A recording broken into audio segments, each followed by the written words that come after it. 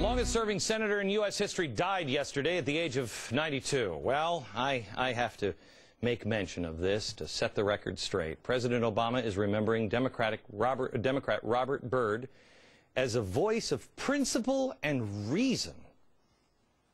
Wow. He's being remembered now as a guy who just served in the Senate. I'd like to point out that he also served in the KKK. The senator did apologize numerous times over the years for his Klan connections and for countless racist comments.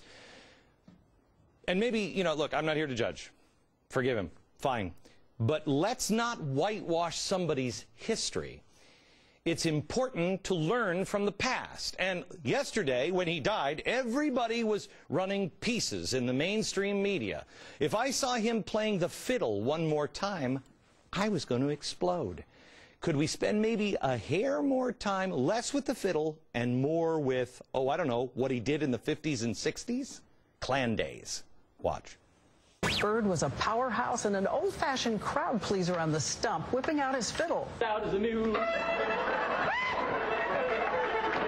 That is what was on TV, and the headlines and the obituaries. All the big papers were making little mention of Byrd's once deep hatred for African Americans. Also barely mentioned, the time served in the Ku Klux Klan. Senator Byrd wasn't just a member of the KKK.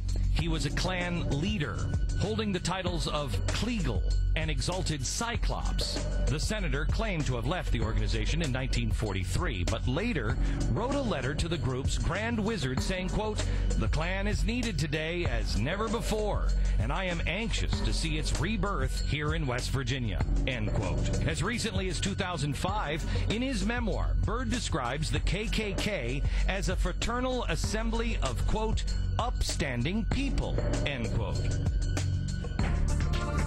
He was the only senator to vote against both African-American Supreme Court nominees, Thurgood Marshall and Clarence Thomas. He personally filibustered the landmark Civil Rights Act of 1964.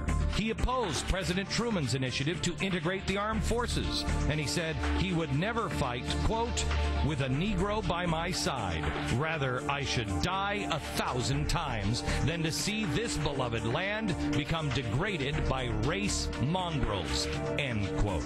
He once called Martin Luther King a, quote, self-seeking rabble-rouser, and even told the FBI he could give a speech condemning King on the floor of the Senate, saying it was time the civil rights leader, quote, met his Waterloo. He also once said the writers of the Declaration of Independence did not intend for the words, all men are created equal, to be taken literally. My name is Robert C. Byrd. This is my Constitution. Again, Robert Byrd did quit the KKK. He apologized for his past many times, and that's fine. I just think we need to remember people's pasts.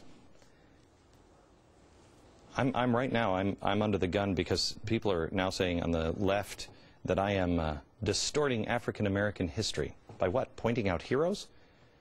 And pointing out people who filibustered the civil rights movement? Said that about Martin Luther King? I'm the bad guy. And he's not really remembered for how he really was in those days. Let this complete the record of Senator Byrd.